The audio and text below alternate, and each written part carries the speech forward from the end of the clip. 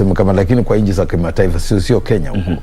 Afrika bara hatujapata ajali zile za kuizile watu kufa, lakini huko huko uzunguni ama kule ugaibuni kulikuwa na mambo mengi sana, ajali mara nini zikitokea zinafanya ajali, zinafanya watu wanakufa nini. Alafu ndio sasa wakasema hata kama ni kujaribu, especially tena mambo ya kibiashara. Ndio unajua watu wanatafuta pesa, TV, televisheni, vile mambo ya televisheni kaja, radio, sasa watu wanataka kuona, na hapo ndio pesa ipo.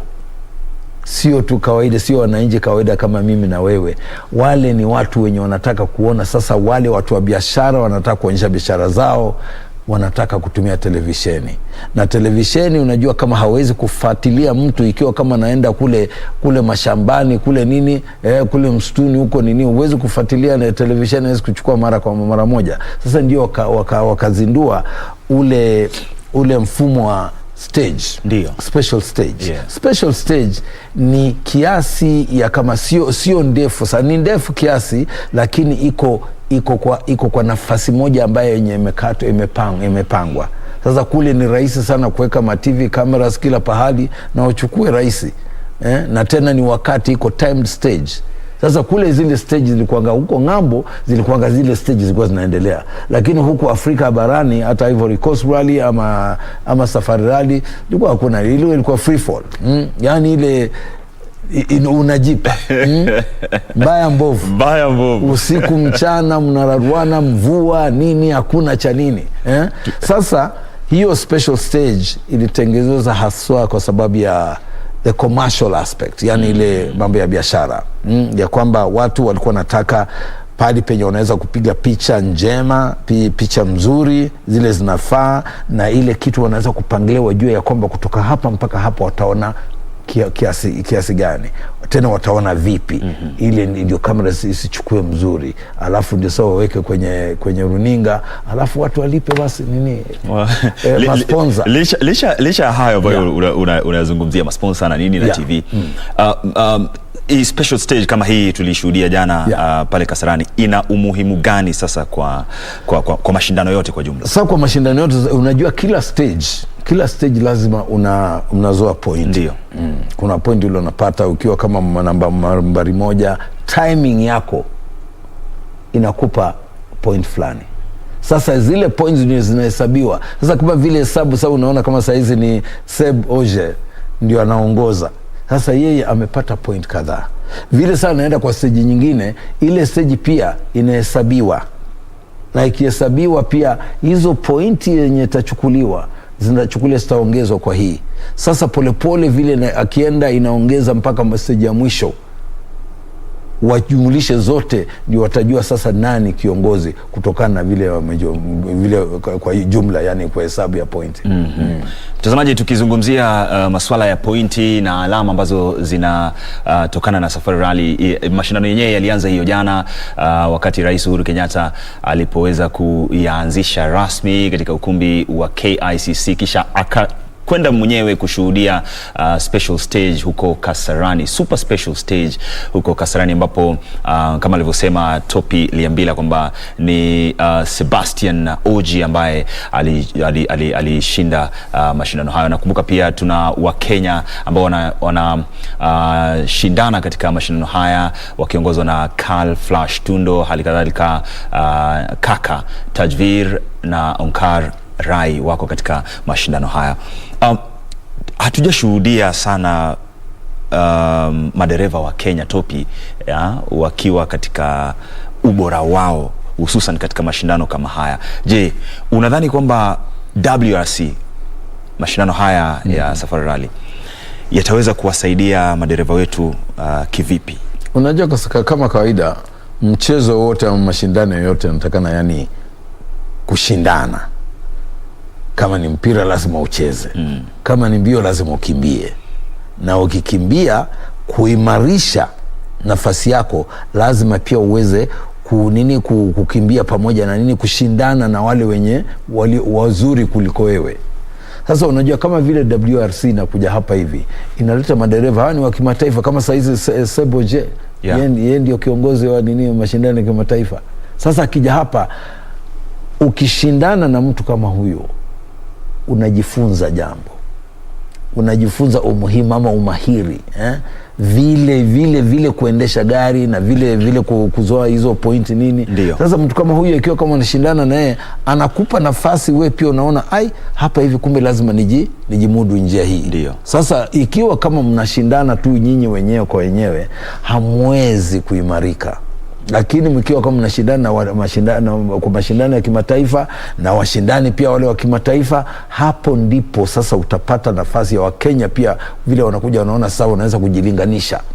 Unajua ni kama vile mtoto mdogo, unajua ukiwa unataka unasema nikiwa mkubwa si nitakuwa kama baba, babangu ana nguvu sana. Sasa mimi pia nikiwa mkubwa nilikuwa tunaambia hivyo mtoto ikiwa kama nakataa kula, anambia utakula uko na nguvu, wewe kama dadi, wewe kama dadi na nguvu ukila. Sasa hawa wakiona hawa madereva wa kimataifa kama uje anamwangalia ni mtu kama yeye kwa nini yani hakuna, anaona ni mtu kawaida mtu kama yeye, isipokuwa labda rangi tofauti, lakini anaona huyu ni mtu kama mimi. Sasa ikiwa kama huyu anaweza, tena anamuona umri wake, pia karibu sawa na wake. Sasa anaona ikiwa kama jamaa kama huyu umri wake hata sio ati mzee sio nini na anaweza kufanya haya, kwa nini nisifanye? Tena mnaangalia magari yale wanaleta alafu jinsi tena wanavyotunza hayo magari. Ndiyo. Pia unapata kujifunza, timu yako pia inaangalia vile watu wanatunza gari lao. Because unajua kama vile kwenda kupambana huko nje ni jamaa na gari. Sasa gari lako pia unaweza kuwa pia umejimudu, lakini kama gari lako aliko sawa huwezi, itakuwa ni makosa sana. Exactly. Sasa jana mwenyewe Topi tulikuwa KICC. Mlikuwa KICC wewe na mwenzangu Wahome. Dani Wahome. Hisia zilikuwa vipi huko? Ilikuwa maridadi sana. Kama vile nilisema, kitu tu yani rangi hiyo tu, madoido yalikuwa yapo, lakini kidogo ile kukosekana kwa umati, kukosekana kwa wale ni Waswahili wetu wa Mombasa wasema mafeni. yani mashabiki. Mafeni kule Mombasa wanasema mazee mafeni wengi sana, mimi na mafeni sasa sio mafeni lakini mashabiki nafikiria, because mimi nimekuwa kwa safari kule, kuanzisha safari kwa muda mrefu sana. Ndiyo. Tangu 1985 tulikuwa huko, nilikuwa nakuja siku hizo ilikuwa ni KBC VOK peke yake, mimi peke yangu nakubalia kwenda kusimama kule kwa jukwaa. Sasa unajua hapo hivi niko hapa na rais yuko hapo hivi, ngoja nijisikia sana. Sasa ni marima sasa, lakini jana vile niliona kila kitu, na tena hatuwezi kuchoka kusema haya, lakini mambo ya corona yamebadilisha yani mienendo mingi sana. Na hasa tena hata mpangilio huku ni tena ulikuwa hamwezi kukaribiana sawa, watu wachache, tena hata kama kando watu walikuwa wakubali kuja watu wengi. Na watu wanaogopa kuja hapo. Na wanazuia pia huko ndani, wanazuia. Hasa hata kama ukiona kama watu kama tuseme hata wanahabari pia mnakaa chonjo. Unaona, hasa ile wakati ilikuwa rais, ilikuwa zamani, mlikuwa mnakuja unafuatana, mnakaa na madereva, mnabonga nao, mnakunywa chai, mnaburudika nao, mnamuuliza namna gani, unaongea. Lakini siku hizi hata hao hawataki kusogelea mtu mwenye asiyejua. Ona. Sasa hapo ndio kidogo, hiyo tu ndio ilitoa ile rangi, ndio ilitoa ile umaridadi, ile umahiri, lakini otherwise jana ilikuwa maridadi sana. Mtukufu rais, basi sawa, Uhuru Kenyatta akaingia akazindua, na madereva pia wako hapo hivyo. Hapa tukaona tena ajabu, Yunus Zasada. Ndio huyo mzee, tangu safari rally inapoanza Coronation 1953 alishiriki miaka 91. Hebu niambia hata wakonge wangapi wa miaka 80 bado wanashiriki kwa mashindano yote. Zasada alikuwa nakumbuka alikuwa anaendesha Volvo sasa na saba. Basi sawa. Lakini ilikuwa maridadi sana. Shukrani. Wengi sana wanajiuliza kwamba ndio kuna Wakenya ambao wanashiriki, madereva wa Kenya ambao wanashiriki na wanashiriki miongoni mwa madereva tajika kama Sebastian Ogier ambaye ni bingwa wa dunia, sio? Lakini wengi hawafahamu kwamba kuna categories. Sijui kama unaweza kutupitisha katika hizo categories ambazo madereva wanashiriki, kwa sababu hatuwezi kumlinganisha Sebastian Ogier na Carl Flash Tundo. Labda Carl Flash Tundo anashiriki katika WR3. WR3. Right. Kuna unajua kama vile kama mashindano yote mkishindana inapita kiwango unapata grading. Ndio.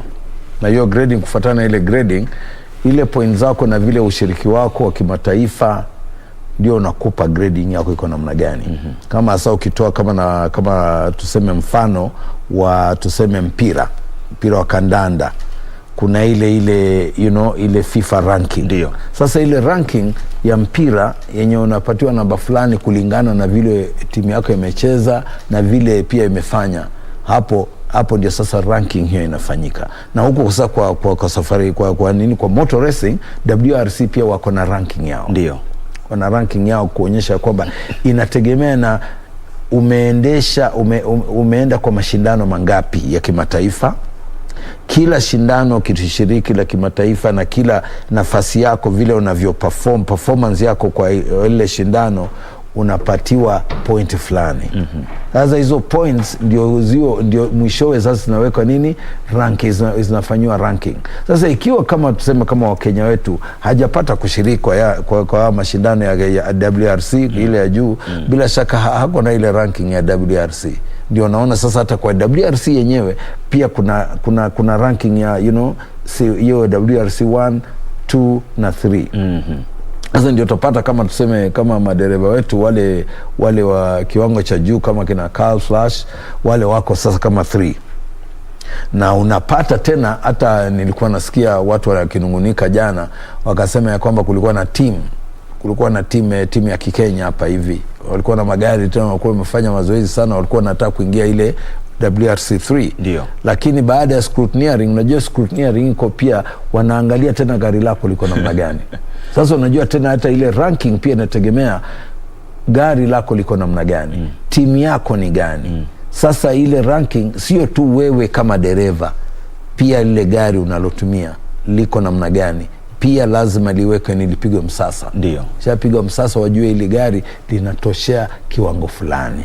Kuna viwango vile technical gradings wale wamepea. Sasa ukiangalia kama sasa kuna wengine tena wa Kenya, baadhi ya Wakenya madereva, kulikuwa na timu moja pia ya Kenya, walikuwa na magari 4, wamejiandaa kweli, lakini wakati walikuwa wanatarajia wataingia kama WRC3, lakini wakati wa scrutineering ikapatikana hawajafikisha kiwango. Ndio. Sasa wakaregeshwa kwa Kenya National Rally, KNRC.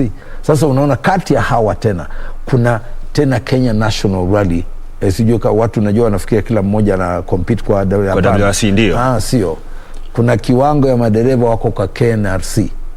Ndio wanaenda tio hizo majia pia wanafuatana na vile hao wengine wanaenda, lakini ranking yao tuseme kama saizi hiyo sasa hawashindani na kina Ogier. Ndio.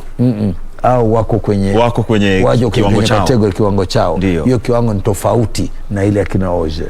Sasa Topi, nilikuwa nazungumza na mmoja kati ya madereva wakongwe sana, Abdul Sidi, wakati nilikuwa Naivasha. Na akasema kuna baadhi ya madereva ambao nia yao alitumia kizungu akasema ni to bring the car home. Yes. Umuhimu wa alikuwa anasema kwamba hawataki kuwa nambari 1 ama nambari 2. Umuhimu wa ku bring the car home, ama ina maana gani kwamba dereva lazima unajua kama kwa mashindano yote kama ya hii safari rally. Ndio. Kuna challenges mingi. Hizo barabara, hali ya anga inachangia, na ndio vile unaona wanasema ya kwamba gari lazima pia liwe limeandaliwa. Unajua huwezi kwenda na gari lako kama lako wewe lemka gari lako wewe ujibanze hapa tu, unaweza uwezi utafika, kwa sababu ile kiwango vile yale magari yanaendeshwa kwa kasi sana, na hii vile yanapitia kwa njia zingine zile zenye haziko njia sawa. Kwa sababu njia nyingi utaona haziko salami.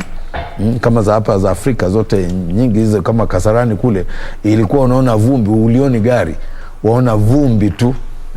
Sasa ile bring the car home ni kwamba kama unaweza, kwa sababu tena kuna limited, ujue kama spare tuseme kama ikiharibika lazima uweze kubadilisha. Unajua kama ile time, kwa sababu tena ni time factor inafanyika. Sasa ikiwa kama gari lako linavunjika, engine kidogo inapasuka, ama sijui kama oil ina leak, kama maji ama pump, fuel pump, ama umevunja ile spring ama nini, yote hiyo kuna ile wakati huwa hukubaliwi kubadilisha. Unaweza kufanya repair lakini huwezi kubadilisha.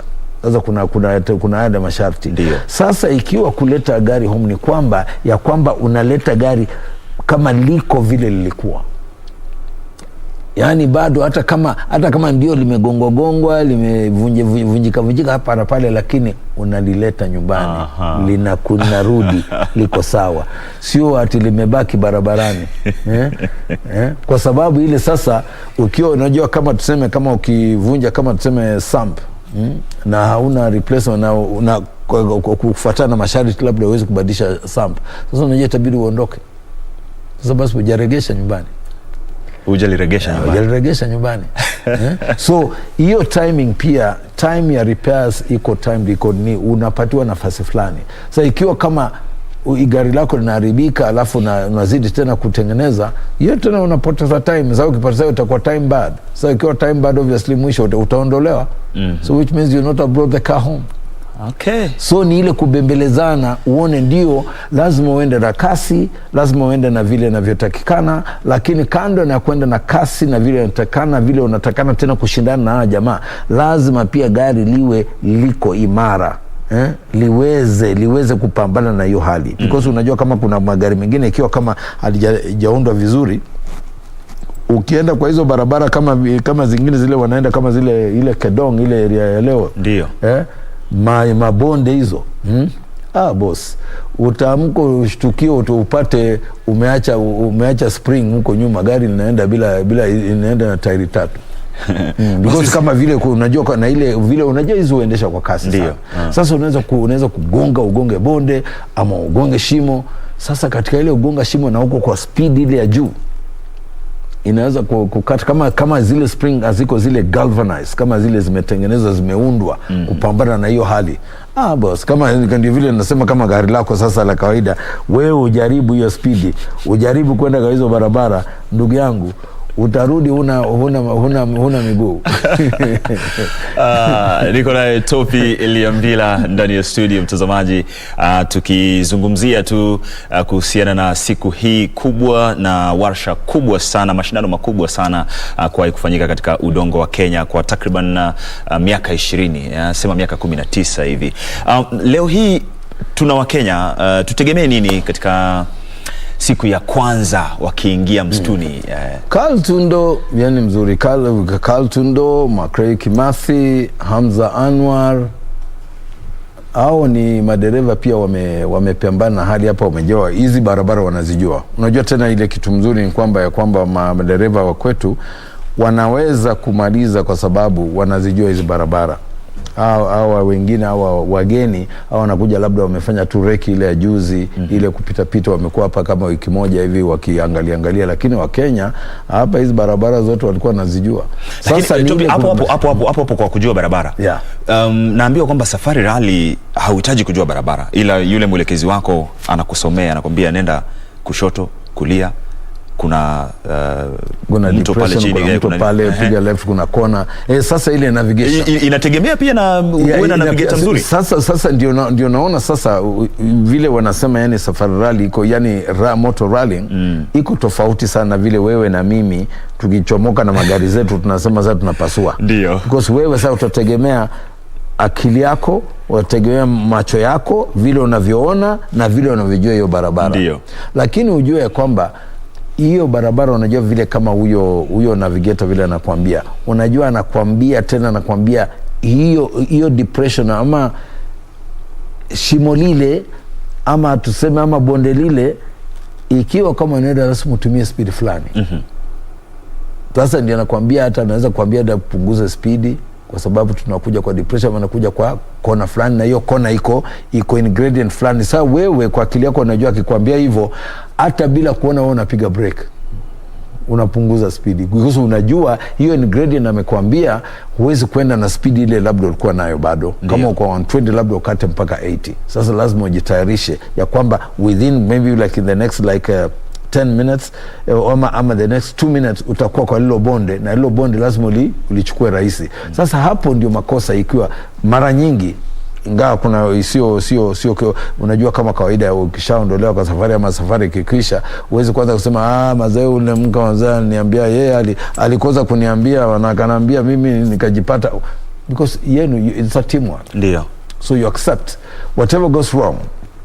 Ninyi wote mnalaumiana, lakini kawaida ile kitu tumepata kujua ya kwamba kwa vile watu wanasema ni kwamba kuna saa zingine na ule msaidizi wako ana make wrong call. Ndio. Ama hata si wrong call, usisikie vizuri vile kuwa anaweza kupata kama ingredient alafu akwambia, unajua katika kwa sababu wote mko kwa tension, unajua. Sasa anaweza kuitisha, anaweza kuambia kitu na ikupite ama usipate vizuri, akwambia 15 ufikirie 50. So wewe unangoja 50, so ukifika 15 wewe unajua uko tayari, boom, inakuwa ni hivyo. So ni makini sana. Tena wasaidizi wale ni watu wa muhimu, ikiwa kama unaweza kuona kama wakati wa Joginda, wakati wa Shikameta alikuwa anaendesha na jamaa anaitwa Mike Doughty. Ndio. Kwa muda mrefu, ndio naona saa zingine mara nyingi sio rahisi kupata dereva mbadilisha msaidizi wake, kwa sababu vile mnavyoendesha gari na vile mnavyokaa pamoja mnaelewana.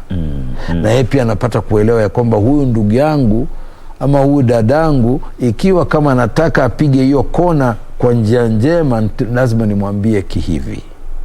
So huwezi kupata, ni ngumu sana kupata msaidizi mgeni, labda ukutana na wewe wako mgonjwa leo alafu mwingine analetwa hapo, itakuwa ngumu sana. Kwa sababu lazima ule ushirikiano ni muhimu sana.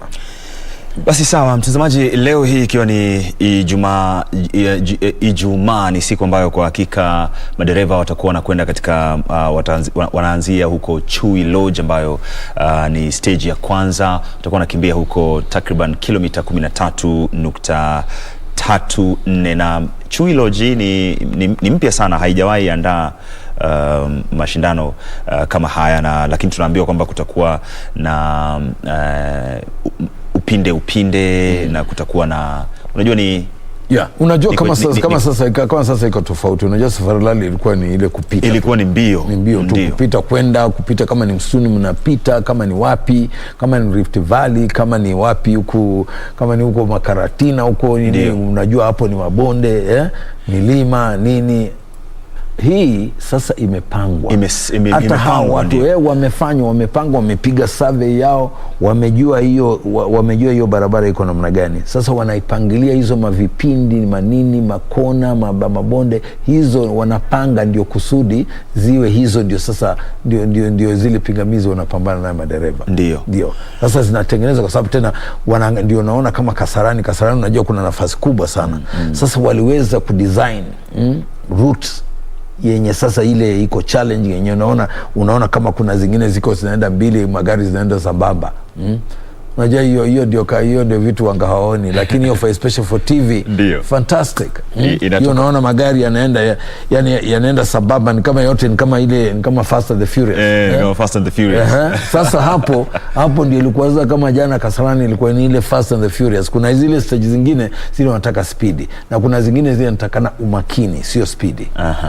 Shukrani sana Topi Liambila. Bado tuko na Topi Liambila ndani ya studio kuchanganua tu na kukujua kukujuza wewe, kukupa upeo mkubwa sana wa mashindano haya ya WRC ambayo yanaandaliwa hapa nchini kwa mara ya kwanza baada ya miaka 19. Lakini kumbuka pia tuna watangazaji wetu na wengine ambao wamekita kambi huko Naivasha makusudi kukuletea wewe picha kamili ya mambo yalivyo, kuzungumza na baadhi ya madereva, kuzungumza na baadhi ya washirikishi ambao wapo huko Naivasha, hali kadhalika mashabiki na wale wote wadau ambao wanahusika katika mashindano haya ya WRC Safari Rally Kenyan Edition. Hapa ndani ya KBC Channel 1 tutakuwa tunakuletea mashindano hayo na picha kamili mubashara kutoka huko Naivasha. Hali kadhalika pia kama una redio zako unaweza kusikiliza KBC Radio Taifa na KBC English Service. Tunakwenda kwenye mapumziko mafupi, bado niko naye Topi Liambila, mimi ni Isaac Lemoka.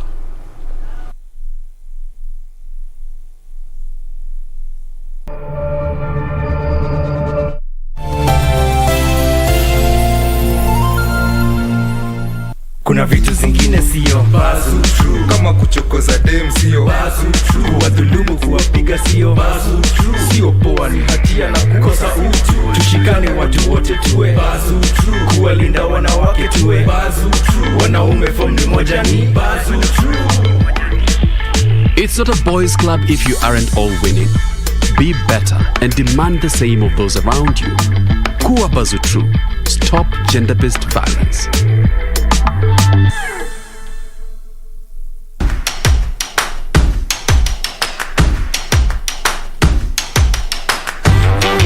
The future of money is simple, like unlocking possibilities with a smile and having the world in the palm of your hand.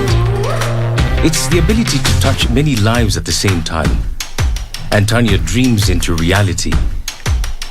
It's forgetting and still remembering.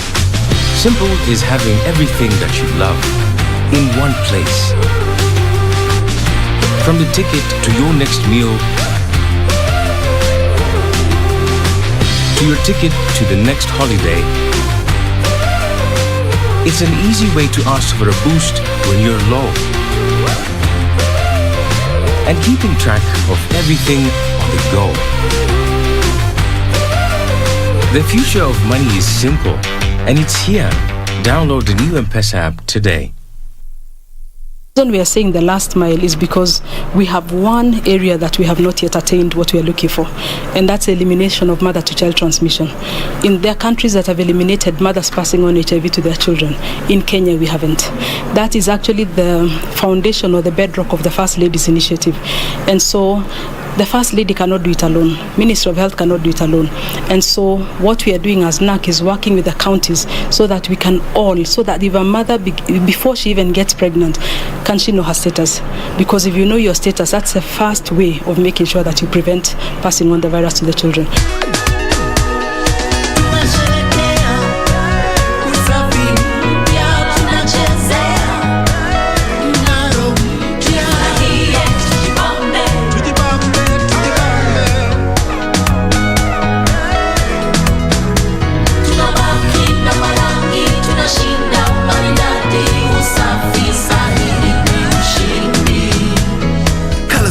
Like never before. Ushindi with Oxy Bright does so much more. Removes stains easily and cleans it right. Brightens with the magic of Oxy Bright.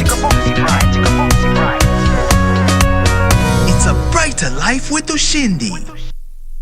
Since nilikuwa young, nimekuwa na run fast nje na pia class nilikuwa mnomo. Naweza sema nilikuwa fast pia class. Niliwa card nikajipata University of Nairobi kufanya chemistry. Athletics traveling ni more. So niliamua kuiweka on hold kiasi. Kimbia 100 meters hii Kenya ni challenge. Watu wengi sana wana believe kwa middle na long distance. My dad ndo alinibaya my first ever spikes. Wakati alipata hizo kits, akaanza kwenda kwa hizi meets na uzuri alikuwa anashinda.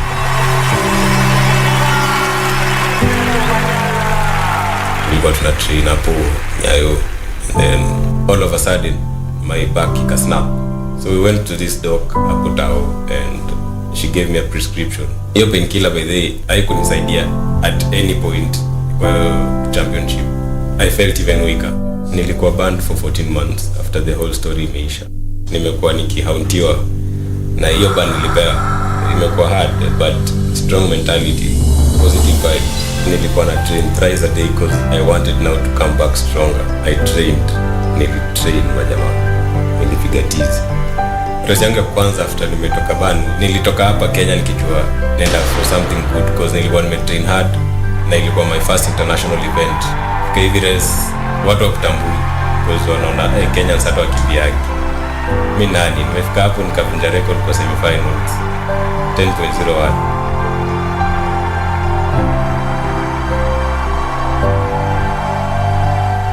Is a qualification ya Olympics.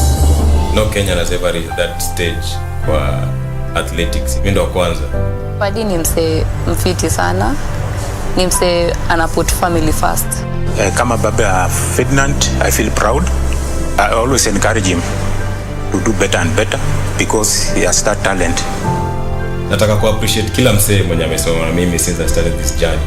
Kila msee anataka kuona tu msee akikimbia. One thing naweza promise us ni sitawahi give up. Na nitawaletea a lot of medals huko mbele na nitawamake very proud. Mimi naitwa Manyala na Olympics itakuwa na wazito wa USA, Jamaica na huyu kijana no mtaani.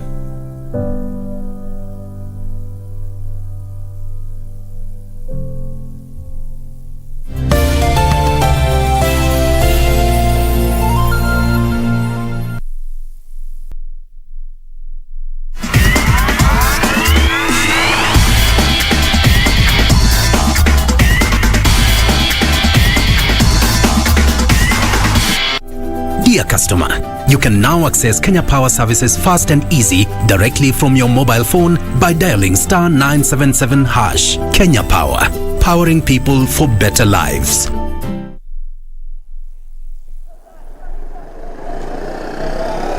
Yes, and a very, very good morning. And we are in Naivasha, where the 6th round of the World Rally Championship, or rather, which is also the 4th round of the Kenya National Rally Championship, the WRC Safari Rally, is happening today. And of course, being the second day of the action, the past 2 days, beginning with the shakedown in Loldia on Thursday, and yesterday's launch, of course, at Kasarani in the 5 kilometer stretch, where the drivers are head to head, side by side on each other. And as per yesterday's results, of course, Sebastian Ogier, who's also the World Rally Championship defending champion, as well as the series leader after 5 rounds, of course, he's looking forward to winning that particular race. And he did lead Toyota Gazoo. Of course, remember the Yaris are expected to dominate this particular rally. He did lead the Toyota Yaris 1-2-3 sweep yesterday, and today they are expected to as well extend the leadership. And just where we are standing, I mean, it is one of the intersections of the route, and 3 cars have so far passed here,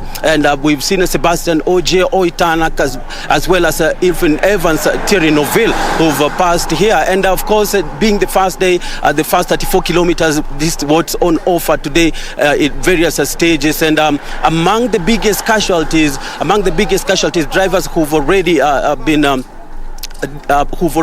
said goodbye to this particular round, Danny Sodo, as well as Kenya's Tajvir Rai. And now Tajvir Rai and Onka Rai, the siblings who had been featured in this particular race, were one of the 5 drivers who were participating in the WRC3 category, and WRC category, this is the second top tier, the third top tier of the WRC. Of course, WRC, then there is WRC2 and WRC3. So among the drivers who are contesting in the WRC3 was Onka Rai, Tajvir Rai, as well as Carl Flash Tundo, and of course Tajvir Rai rolling at a stage, and definitely would say goodbye to this particular championship. Now, after today's championship, of course, today's round, which will be the total first day of the action, the drivers were expected to get back to the service park at the Kenya Wildlife Service Training Institute and then continue. But we'll be here to give you an update on who is taking leadership and who is on pole,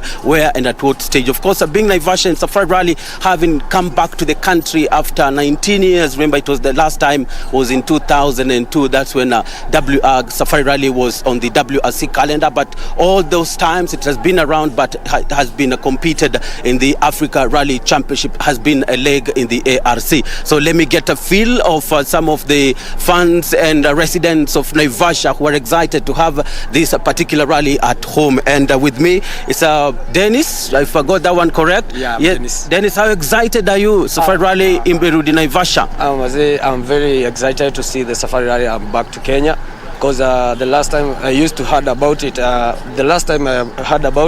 had some people like Ian Duncan, but for now you can see someone like Laji, Opondo, I think, yeah. So I'm happy because the last time I was about 5 years old, and for now I'm old enough, like I am 23 something.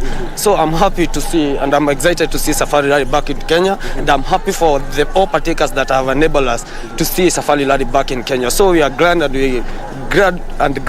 For me, and gratitude here in Naivasha. Nasema asanteni sana kwa wenye wametuwezesha kutuletea Safari Rally. Ikiwezekana waweze kutuletea kila every year, mazi tutakuwa tumefurahi juu tunajua pia the economy of the county grow, na tunajua si kama youth after this kuna jambo tutafanya, kuna cleaning the city, kuna vitu zimefanyika kwa city, so we appreciate it na tunashukuru sana. Now that's Dennis expressing his satisfaction of views on how the rally is of benefits not just to a community and the whole town as well. Hujambo? Sijambo. Yes, na majina yako? Mimi naitwa Ibrahim Joroge. Yeah, rally iko Naivasha, tuambie labda unajisikia vipi na labda maoni yako baada ya mashindano. Mimi nafurahia hapa mashindano, hapa ni nyumbani. Ninafurahia mashindano haya, sijaiona mara yangu ya kwanza na nimefurahia sana hii mashindano. Na nimeshukuru sana kwa kuwa na sisi hapa siku ya leo Friday. Asante sana. Okay, asante. Yes, just some of the views of some of those rally enthusiasts who are also Naivasha residents, and I could be speaking to a few here. Hujambo? Jambo kaka. Naam, unaitwa majina yako? Majina kamili ni Moses Miyu. Yes. Mimi ni mkazi hapa Naivasha. Naam. Na nimefurahi sana hiyo mashindano. Chumana ni mara yangu ya kwanza kutoka nisaliwe siku. Huwa nasikia tu historia hapo nyuma, lakini sasa hivi naona kwa macho yangu na nafurahia sana.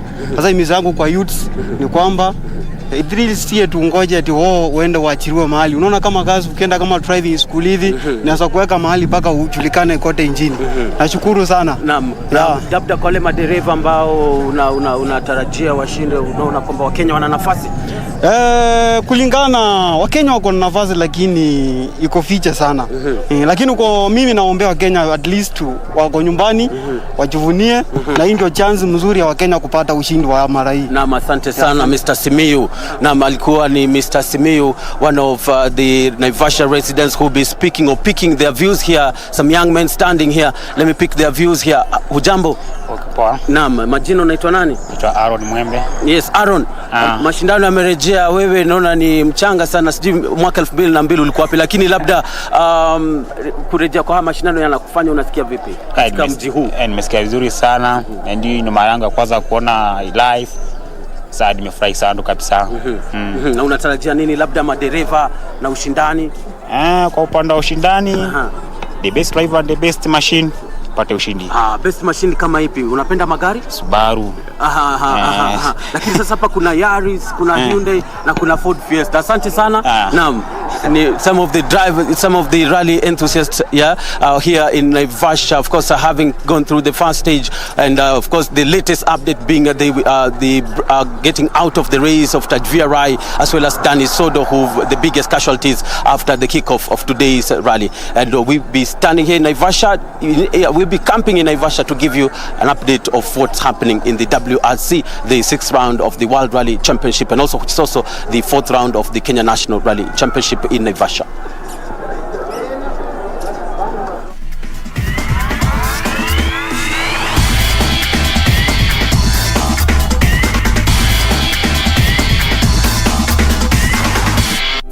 Dear customer, you can now access Kenya Power services fast and easy directly from your mobile phone by dialing *977#. Kenya Power, powering people for better lives.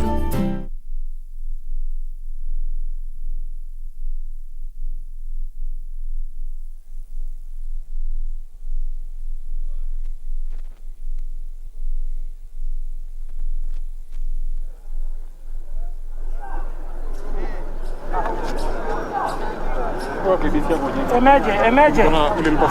You see where I'm standing?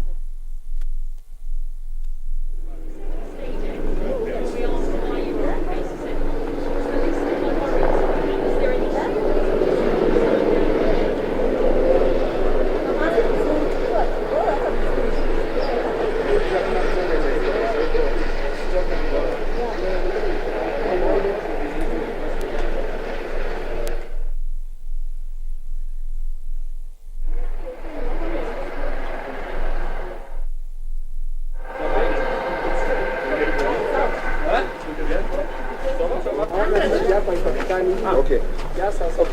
Okay.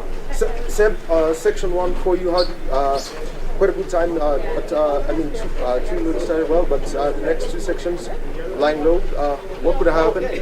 Yeah, it was an okay start, and then we had fortunately a damper issue, so we had to slow down a lot and try to just make it through, finish the loop and come here. So I'm happy I managed to nurse the car to the service, and now the team gonna fix it, and we try to be better this afternoon. Looking at the first round of the stages, it's going to be hotter and very rough, very rough. So the way to go? The way to go is stay out of trouble and survive. that's the target. All right. Thank you. Thank you. So yes, to do the interview with them first, right? Yes. Okay. So we've heard from Sebastian OJ damper issue. Say again?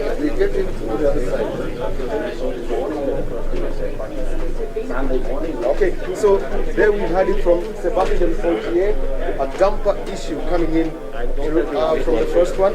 And right now we've got the Team Boss, Mr.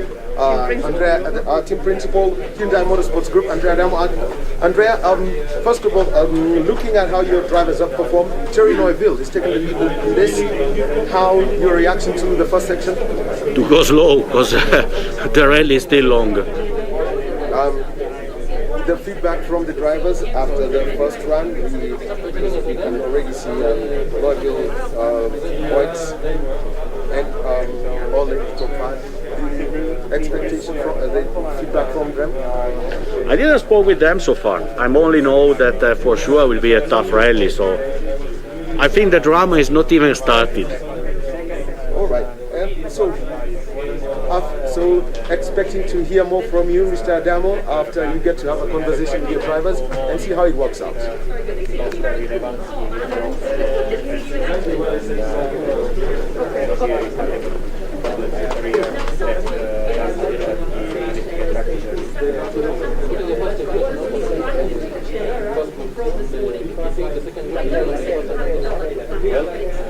We knew that the safari is going to be demanding, and we have suspected that there will be some drama coming in, but I didn't expect it to be on the first.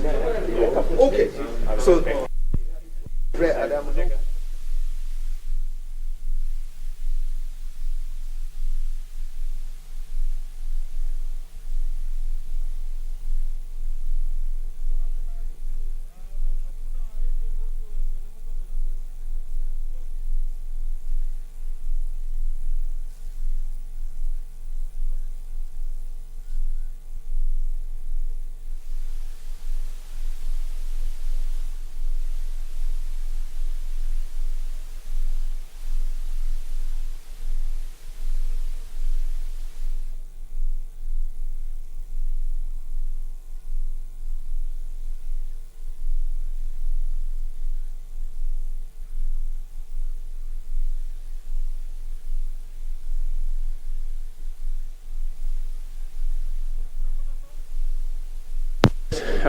like especially number 2 and number 4 were quite reasonable good condition in the recce. Stage 3, yes, was rough already, but let's say I was thinking that maybe in the afternoon when they get rougher and will get being more demanding, but already we see things happening now in the morning, so it's going to be very vital that we stay smart in the afternoon. next thing that I would like to ask now is how much adjustment could you make to your suspension and also how you manage the tires? Well, I think when I look in the tires, the tire wear is not a problem. It's more about the rocks. If you hit the rocks, that you can puncture the tire. And then the suspension side is that, of course, we now need to look into what was causing the problem for Ogier and try to do as much as we can to protect the rocks not hitting to the dampers. So and that we could keep them as everything as the car as strong as possible. But it's also for sure it is driver can influence that if he takes the easier the rougher places. All right. Finally, you do something with your nose, a little bit of a grill. What's the practice shot? Sorry, the nose of the car. Okay. The front. Yeah, right. the front. So, yeah. Thank you very much. Let's get to Thierry. Good morning. Get this. Right. Thierry, you said you are looking for an adventure. Section 1 is going to be good for you. Your overall take of this? I'm looking for an adventure, but hopefully a good adventure. And so far, it started quite well, but it's going to be a huge lottery out there, especially on punctures and easily to damage the car. We have seen already people hitting trouble this morning. But for us, it was a clean run, smooth run. Everything felt under control, and hopefully we can repeat that this afternoon. From your feel of the stages, how do you feel the car handling, or would you expect? Really nice, to be honest. I felt comfortable. I was trying to drive as high as I could to protect the car, and just do it smooth, nice, and a clean run. All right. All the best in the next section.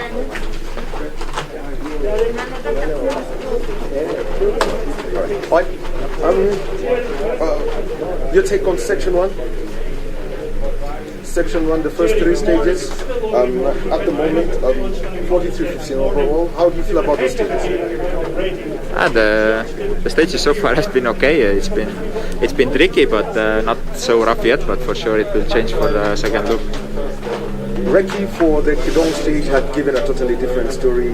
Roads that had been cut up. How was that stage, considering the kind of time that was put up?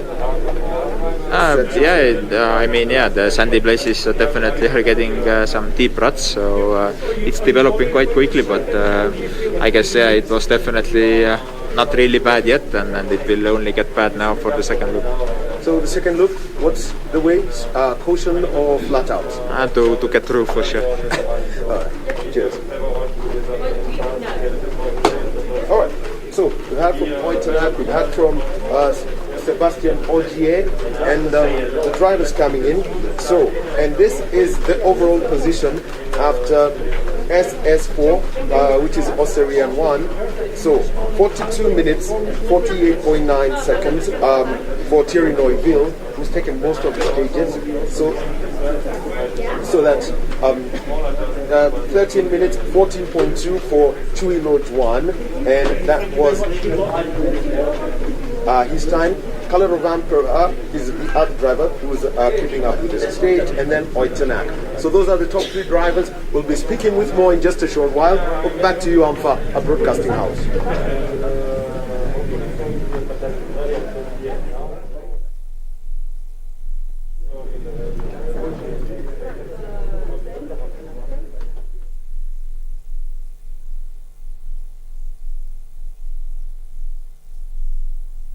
Naam, sadakta mtazamaji, ni picha za moja kwa moja ambazo zinatokea huko Naivasha, na amezungumza sana mwenzangu Bernard Okumu kutaka kujua maoni ya watu kuhusiana na hisia zao ambazo wanazihisi hususan wakati huu ambapo Safari Rally imerejea katika udongo wa taifa la Kenya. Kumbuka kuna madereva wa hadhi ya juu sana wakiongozwa na Sebastian Ogier, Mfaransa huyu ambaye ni bingwa wa dunia, hali kadhalika Kel Rovanpera kutoka Finland na Elfyn Evans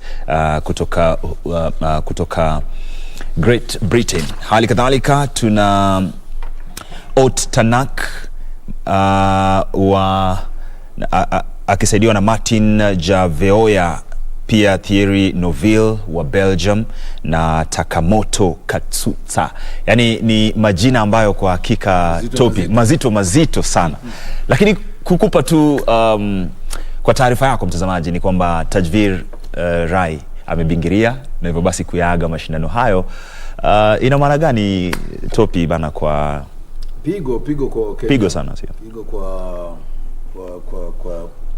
you know wa mashabiki wa rally wa Kenya, kwa sababu yeye ndio nafikiria kwa katika hilo kundi la Wakenya wenye wanaoshiriki. Ndio. Yeye yuko kwa kiwango ya juu sio? Ndio. Yeye na Kaltundo. Yeye Kaltundo na Onkar. Na Onkar, yeah. Hao ndio wanategemewa. Sasa unajua saa zingine unajua hapo sasa unajua yeye ndio kizito, alafu tunamtegemea yeye, alafu atoke. Sasa unajua sasa hapa nafasi na kwa, lakini hiyo ni kawaida ya mashindano ya safari rally. Ndio. Mashindano ya rally ni hapo utapoteza na upate.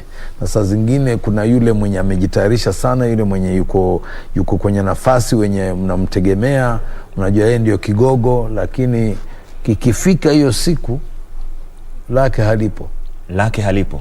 Hii ina maana kwamba hawezi kuendelea, hana muda tena wa kutengeza gari lake na kurejea labda katika hatua ya Kedong ama huko Oserian.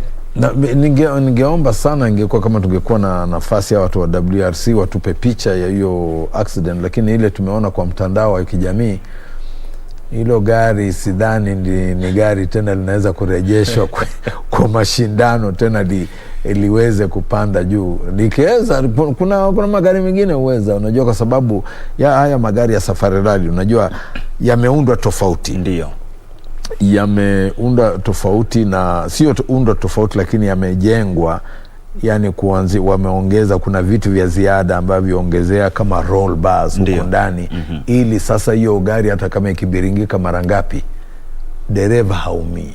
Dereva huumia tu ikiwa kama kuna chombo fulani kinaweza kuvunja labda screen, alafu kiingia ndani kama huyu kijana Atilio Betega, unajua aliingia gari yake vile liroll ikaingia kwa muti na mti ikaingia ndani hivi ndio kamua.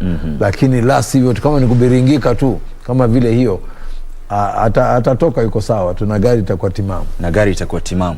Ni katika hatua ya kwanza ama ile stage ya kwanza Chui Lodge ambayo nilikuwa nimekujuza kwamba ni kilomita 13.34 na ni mara ya kwanza ambayo inaandaa. Alafu kuna Kedong ambayo ni hatua ya pili, hiyo pia ilitumika mwaka 2002 wakati Safari Rally ilikuwa katika kalenda ya WRC, kisha baadaye ikatolewa. Na hapa basi ni moja kati ya hatua ndefu zaidi, kilomita takriban 32.68.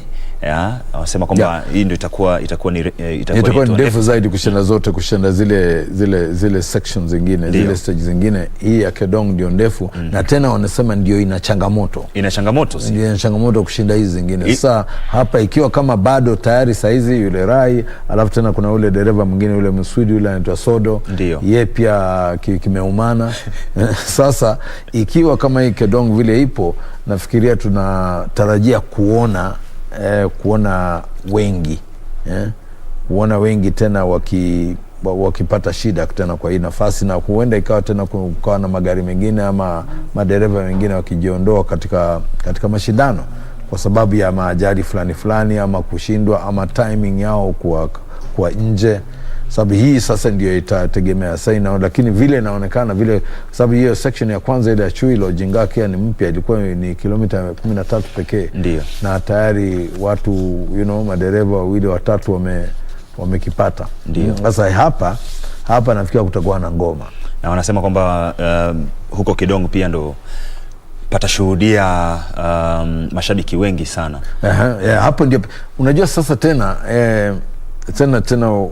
huu mfumo mpya wa WRC wa stages pia wanawapangia ni wapi mtaenda kuyatizama magari. Kama nilivyokuambia Lemka, sisi enzi zetu enzi za East Africa Safari Rally wakati zilikuwa zinatambaa yani Afrika Mashariki kote, Uganda, Tanzania na Kenya. ilikuwa hakuna mtu anakuambia ati hapa ndio pali ya kusimama hapa ndio utaona. Sisi wenyewe tulikuwa tunajitafutia nafasi pale utaona ile gari kwa muda. Tunaona tena, unajua tena sisi kama kwetu kulikuwa na barabara moja iko yani straight, haina pindi hata moja. Sasa na alafu na nini na ile depression, unaliona gari likija kutoka huko juu unafikiria kama linaangua kutoka kwa mtu. Super sana. Lakini hapa sasa ni kwa vile ile katika ile nafasi ama ile juhudi za kufanya mashindano yawe mema, yawe yasiwe na kasoro, yawe more safer, it's in the name of safety. Ndio maana wanapangia stages zenye mashabiki wanaweza kuenda wakasimama wakatizama bila kuingiliana na mashindano. Sababu kama umeona kama hata pole kwa kukata, lakini ushaona tena hata kwa mtandao, kuna mashindano mengine unaona gari linakuja linaingia kwenye watu boom, kwa sababu watu wamesimama kwenye barabara, tena kwa kona watu wanasimama, unaona mtu anaingia nini. Naambiwa tusikize mahojiano hayo na wale madereva ambao wanashiriki huko. Moja kwa moja hadi Naivasha. There's a lot of ruts and tricky places. So yeah, I think we started quite carefully just to see how the car will take everything, and then we pick up the pace a bit, and it worked well. So how has the car handled so far? The suspension, also the dust around, and is the dust affecting you? Yeah, the car is handling quite well. For sure, in this condition, the grip level is really low, so we have a bit of understeer with the car, but I think everybody has the same situation. And then we had a lot of issues with the dust in the car. It's really dusty, and it's coming a lot of dust in the car, so yeah, it was quite difficult to breathe, but hopefully we can fix that. All right, yeah, hope it's fixed so that you can breathe. And going one better than your dad from 2002, you looking at that, or is it a day-by-day basis? Yeah, for sure, it's a long rally and really rough. We have to just continue like this and try to manage. All right, thank you very much, Kale. Thank you. Kale Rovanpera is the son to Harry Rovanpera, who finished second in the 2002 WRC Safari Rally. And when we talk about Harry Rovanpera is driving a Peugeot 206, and Kale is only 20 years old. He would have been the youngest driver here, but then came in Olivier Son. So that's how it has turned out to be. Well, you ask him, where are the Kenyans in the overall placing? Line 8 overall is Onkar CY and navigated by Chris Tarot. He is driving Apollo GTI, 49 minutes, 4.6 seconds. He is 6 minutes, 23.7 seconds behind the overall leader, Jerry Noidil. So that's where he stands at the moment.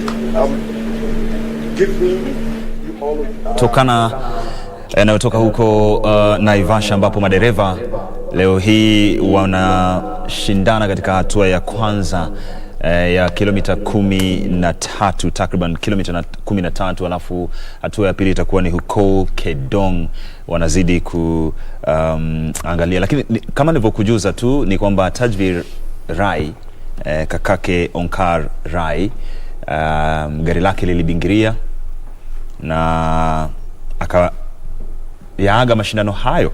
Hivyo basi tulikuwa tumekujuza kwamba tutakuwa tunakupatia moja kwa moja mubashara jinsi mambo yalivyo huko Naivasha. Lakini kabla ya chochote, kwanza tusikilize madereva hao wanazungumza nini kuhusiana na changamoto walizokumbana nazo katika hatua hiyo ya kwanza.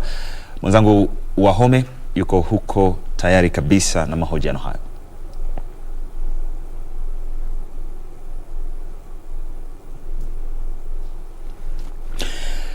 Bila shaka naambiwa kwamba Wahome akiwa tayari kabisa tutakuwa tunasema na yeye. Lakini hata hivyo, kama ndo unajumuika na sisi ndani ya studio, ninaye mchanganuzi wa masuala ya mashindano ya magari, si mwingine ila ni Topi Liambila, mwanahabari pia aliyebobea katika masuala ya spoti. Topi, wengi wanajiuliza tofauti ya tuseme Safari Rally na mashindano mengine ya magari, tofauti ya mashindano hayo ni yapi? Mashindano mengine tuseme nje ya kimataifa ama nje ya kimataifa, tuseme kama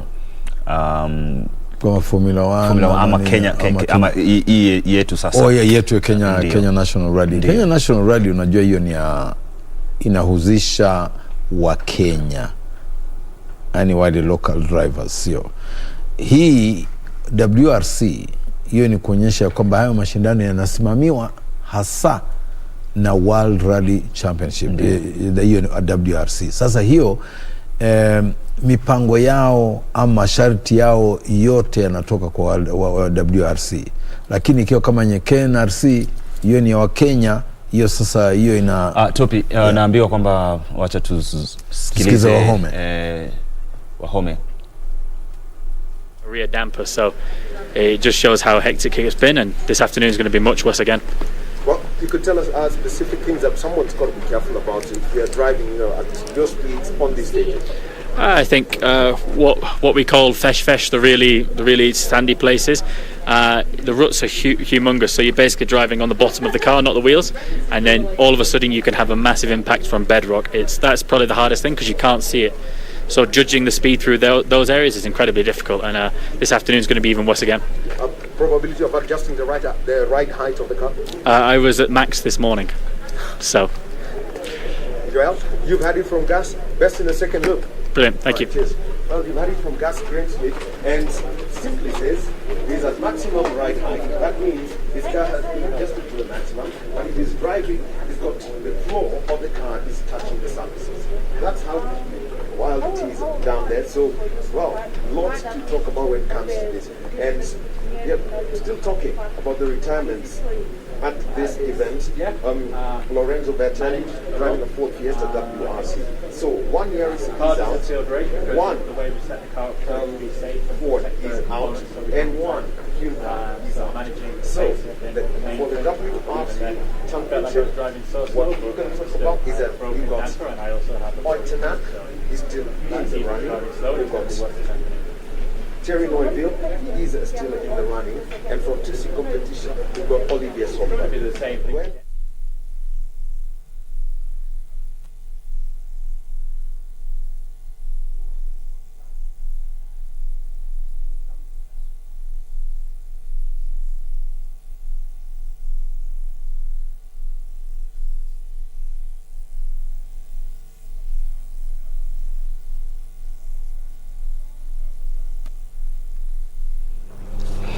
Ndo mambo kama hayo, yani madereva wanatoa hoja zao na kero zao na changamoto zao ambazo wamekumbana nazo, na pia kutoa hisia zao kuhusiana na jinsi ambavyo wamepata kuendesha magari katika udongo wa Kenya. Tulikuwa tunazungumza na Topi hapa, Topi, kuhusiana na utofauti wa WRC na haya mashindano mengine, yani Kenya National Rally Championship.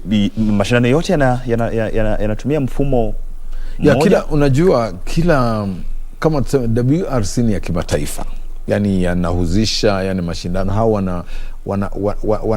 wanaongoza ama wanatayarisha mashindano dunia nzima, na hao ndio wanasimamizi, hao ndio tena wanatoa masharti, ikiwa kama kuna mpangilio fulani hao ndio wanatengeneza. Lakini kila nchi ina mashindano yake pia. Na sasa kama kwa Kenya wako na ile KNRC, yani the Kenya National Rally Championship. Sasa unajua ile tofauti ipo ni kwamba at national level, kwa taifa kama ya Kenya, ama iwe Uganda, ama iwe Tanzania, ama iwe Misri, ama iwe Nigeria, wote wana mfumo wao, na hao pia wana mpangilio wao kuhusu, na masharti yao inaweza kuwa niko chini, sio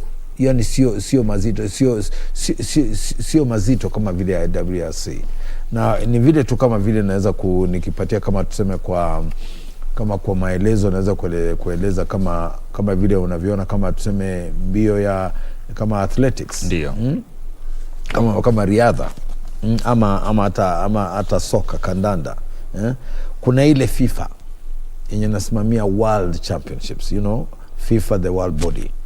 Okay, sasa hiyo FIFA ndio inasimamia kandanda duniani.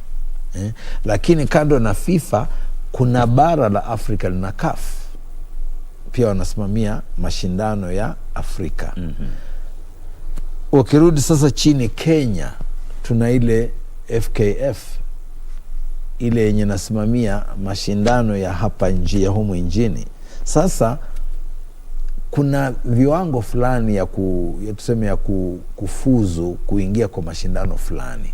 Kama sasa unaweza kupata kama inji, ndio naona kama sasa FIFA ile inaandaa kama ile World Cup lakini hata hizi zingine ziko chini yake kwa sababu hao wanaongozwa na hao. Sasa WRC ni kama vile FIFA kwa kandanda, ama IOC, International Olympic Committee kwa riadha. Sasa WRC inasimamia, na inasimamia sio Kenya tu peke yake, inasimamia yani dunia mzima, na ile mipangilio yao, masharti yao ni tofauti na yale yanayohusisha yani tuseme mashindano ya kitaifa. Ndio. Na kwa sababu kwa kitaifa hapa hivi kwa Kenya National Rally Championship, wakati ya kwamba pia unajua lazima pia ufuzu ndio ushindane. Kwa hiyo na tena kuna kiwango labda kwa malipo fulani unaweza kulipa ndio ushirikiane. Lakini sasa WRC wakiingia, hiyo sasa inakuwa sasa ni kama sasa safari rally ya mwaka huu, hiyo sasa ni shindano la kimataifa. Lakini kando na ile shindano la kimataifa, sasa ndio unaona Kenya, kwa sababu kama wangekuwa nasema tu yani mashindano ya kimataifa WRC peke yake, ingekuwa magari machache sana. Ingekuwa ni magari machache sana. Ndio. Kwa sababu sio wa Kenya wote wanaweza kufuzu kushindana katika kiwango cha WRC. Sasa ndio unaona wanachanganyisha pamoja na hiyo mashindano ya Kenya National Rally, ingawa yote yanakimbia kama njia moja barabara, lakini iko tofauti. Kama sasa uweze kupata mshindi wa Kenya National Rally Championship atunukiwe zawadi kama mshindi wa WRC. Hiyo ni kategori tofauti, na ukiangalia hata kiwango yao, hata magari zao ziko tofauti, ziko kwa hali ya juu kuliko vile zile za Kenya National Rally Championship. Ndio. Na hapo pia dereva pia lazima uwe umehitimu kiwango fulani cha mashindano na mazoezi.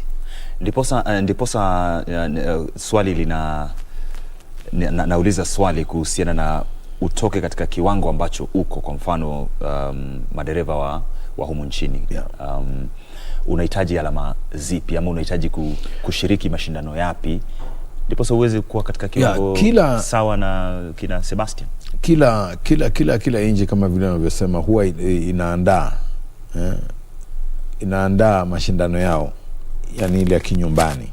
Sasa ile mashindano unajua kuna kiwango fulani lazima ushindane. Ukishindana pia kuna alama unapewa. Unajua katika Kenya National Rally, yani ile mashindano ya kawaida ya taifa, kuna zile alama unapewa ukishindana. Na unajua sasa vile unavyoshindana mara nyingi pia unapata uzoefu, na pia unaongezea alama zako. Ndio. Sasa ukiongeza sijui ni kiasi gani, lakini ukiongeza hiyo alama, na pia uwe na nafasi ya kuwa na uweze kupata gari ya kiwango hicho, hapo pia unajua sasa kando na ile kushindana, unaweza kuwa ndio labda wewe hujafanya mashindano mengi sana ya kitaifa, lakini uko na pesa za kununua gari na kulitengeneza liwe kiwango, kwa sababu yale masharti ya magari ya tuseme ya WRC ni ya kiwango ya juu sana. So hivi tunaweza kusema kwamba ndiposa uwe mwendeshaji gari ama ushiriki katika mashindano haya ya magari, it's very expensive, ndio? Ndio, sio jambo rahisi. Hata ukiuliza madereva wenyewe watakwambia. Ndio naona hata saa zingine, hata kama vile wakati huu unaona kama kulikuwa na kundi lingine ya kinadada, kumekuwa na makundi mengi sana, lakini kama sasa mimi naona kuna msichana mmoja tu hapo, yule Maxine Wahome. Pia unajua amejiega, sijui amefika kiwango gani. Tutapata habari zetu labda kutoka kwa jamaa wenye wako Naivasha, lakini yeye pia amejitokeza, na unajua ni mzuri sana kuwa at least yani dereva wa kike Kenya pia akishiriki kwa mashindano kama haya. Bila shaka. Mzuri sana. Sasa unaona kama vile kushindana hapo kando na wewe kujimudu, kando na wewe kujizoesha, lazima pia uwe na gari lile lenye linafuatana linatosheleza mahitaji ya WRC, na hiyo sio pesa kidogo, sababu hao wanafuatana pia na ile sheria yao ya usalama, na wakifuatia hiyo usalama lazima gari lako liwe limefika. Ni kama vile tu kawaida, unajua unaona hata magari za hapa nje hizi magari za kukodisha za taxi, ndio hizo za taxi pia, unajua wanasema wanaweza tu kukubali magari yale yamenunuliwa kiwango fulani ama ile uzee wake kiwango fulani, hawezi kubalia tu gari yote. Sasa ndio vile, kwa sababu unajua changamoto ya rally ya rally kama World Rally Championship, changamoto ni kubwa, mahitaji ni kubwa. Na sasa huwezi kuwa na gari tena. Ukiangalia gari kama hiyo, ukiwa mtu kama gari, ukiona kama sana magari ya kimataifa yako, kando na hiyo gari wako na magari karibu 3-4, zile zinaitwa chase cars, zile zinafuatana naye. Wameleta bonge la maspea ili sasa wakati huwa tunaliona, unaona kama wakati wa Formula 1 huwa inaonyesha vizuri sana. Formula 1 ile pit stop, ile tu gari ikisimama hivi matairi zote zimetolewa, zimeweka zingine. Sasa ndio vile natakana pia, kama hapa hivi tulikuwa tumeambiwa, kuna wakati moja tulikuwa tunahojana na msimamizi wa timu moja, ndio ilikuwa ya Lancia Stratos, tu gari dogo tu. Anasema wanaweza kubadilisha hiyo tairi yote 4 in 8 seconds, sekunde 8 peke yake. Wamebadilisha, wametoa na wameregesha. Sasa ukiwa kama wewe sasa mshindani, na unajua wanafanya hivyo kwa sababu gani? Kwa sababu hawataki upoteze muda. Kwa sababu kila muda unajua unahesabika, kama vile unaona kama hizi stages, those stages are timed stages, ni stages na zimepewa muda. Sasa usipomaliza hiyo stage kwa muda fulani, pia point zako unapoteza. Ama hupati point, na ukivile inaongezeka tena huwezi kumaliza, hapo ndio vile watu wanakuwa wanaondolewa. Sasa ikiwa kama kuna kama vile wakati unaendesha kuwe na kasoro na hiyo gari, lazima uwe na mechanic wale experience, hiyo mmoja. Na unajua kama watu wote sasa, unajua ikiwa hiyo pesa ya kutafuta kuwa na kundi la mechanic na kuwa na spare zote hapo na hapo, unajua ni pesa mingi sana. Sasa hapo ndio naona sio rahisi vile kupata kama tuseme upate yani mtu yote ile muendeshaji, madereva yote mwenye ataka. Una madereva wengi sana wangependa kushiriki. Lakini yale mahitaji, vile gari lako linahitajika liwe kiwango fulani, hiyo ndio sasa inatupa watu nje. Inakuwa hiyo sasa wewe labda ukijikaza unaweza kuendesha kwa local rally, kwa sababu local rally kama ya KNRC hiyo haina mahitaji mazito kama vile WRC. WRC hao wanataka kiwango fulani, hiyo gari lazima imit grade fulani ndio ikubaliwe. Kabla ya kurudi huko Naivasha na kupata mahojiano ya moja kwa moja huko, juzi tulishuhudia kile ambacho kinaitwa shakedown. Na ni madereva 15 pekee waliruhusiwa, wakiwemo 3 kutoka Kenya. Je, hii shakedown inasaidia vipi madereva na wale ambao hawajapata fursa ya kushiriki katika shakedown ile? Sasa shakedown, unajua zamani tulikuwa tunasikia ile kitu, tulikuwa tunasikia reke. Ndio. Reke, watu unaenda kujaribia. Kwa sababu shakedown iko kama jaribio. Na ile jaribio wanataka kujaribu kuona kiwango, yani vile au watu kama tuseme kama vile umeweka time fulani, stage fulani ina nyakati fulani, kama hiyo nyakati kweli inawezekana ama haiwezekani. Kwa sababu inaweza kuwa labda wasimamizi wa mashindano wameamua ya kwamba hiyo stage itakuwa muda fulani, unaona. Ndiyo. Lakini kwa kutumika kabisa kwa hayo magari kwa hapo haiwezekani. Sasa hiyo shakedown ni kama testing period, pia ni kama reke, ni kama kuhakikisha kwamba ile kiwango, ile masharti wameweka inawezekana, ile time yenye kumaliza to enjoy and still be back on the pace when it's really worthy and be pushing when we can. So I hope it's the good pace and let's see. How have you managed the car? Any damage so far to that you've suffered, or how is it handling? The thing is, sometimes it's so rough. You need to brake even in the straight part. So if you carry the speed and you go flat out, you can gain a lot of time. But you can also break a dumper or have a puncture or break a wing or something. So it's difficult to know. And honestly, I think we will know only at the end of the rally. All right. All the best in the afternoon section. Thank you. Cheers. That is M Sport Ford's Adrian Fogo, who is currently line 6 overall. 44 minutes 32.8. That is his cumulative time, and that is after the first section of the rally. That is the last of the.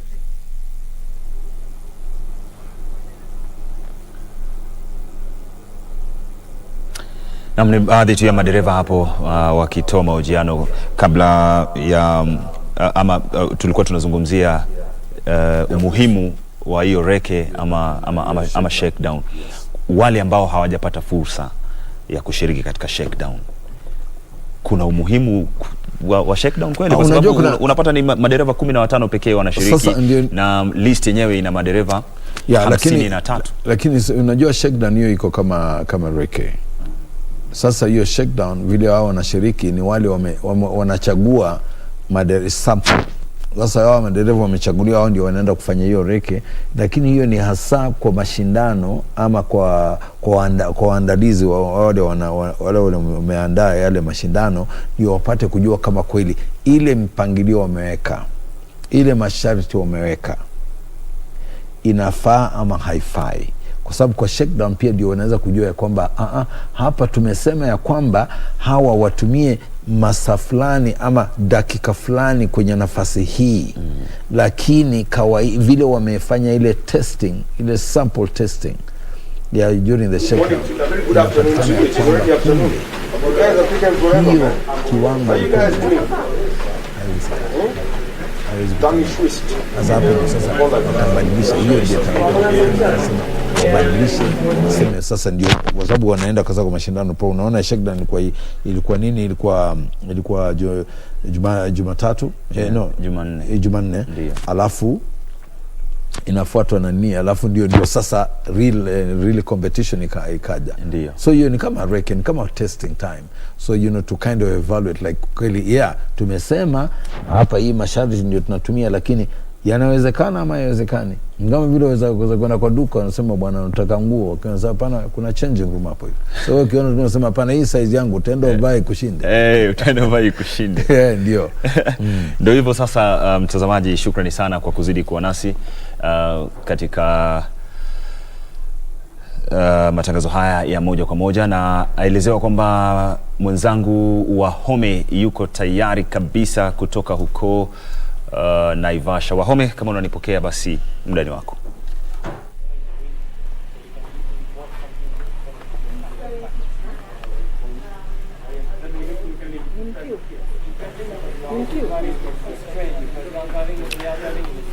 Well, a very good afternoon to you from the KWS Training Institute, and this is where we've got the service park and of the WRC Safari Rally. It's been quite an interesting morning session, and so far the atrophy rate is the one that is quite a story to tell from the safari. No atrophy rate, then I've got to say there is no safari. That is what they say.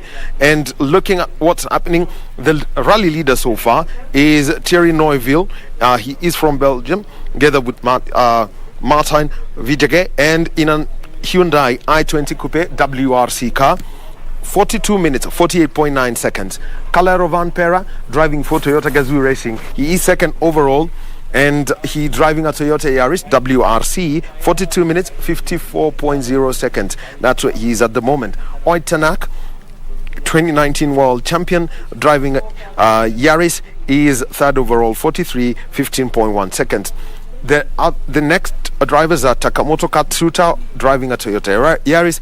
Gus Greensmith is fifth overall. Sixth overall is Adrian Formore, driving for M Sport Ford. Sebastian Ogier, reigning world champion, 7-time world champion, is seventh overall.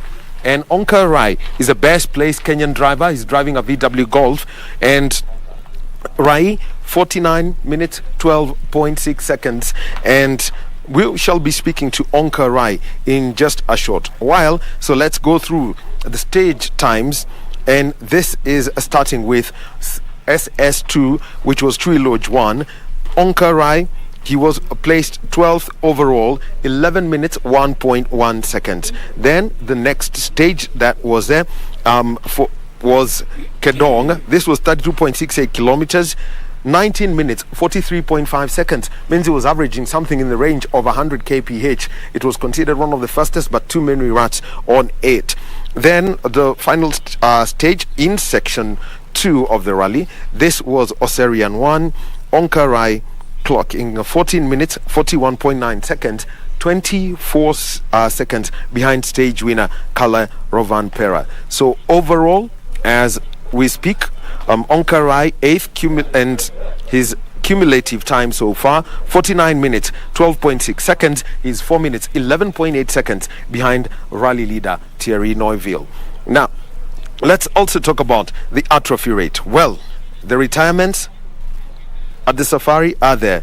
The first person to retire was Giancarlo Davite, driving an Evo 10, and this was for medical reasons. And Akif Virani, he had a 10-minute delay yesterday, and he basically had to retire, but he rejoined the rally today.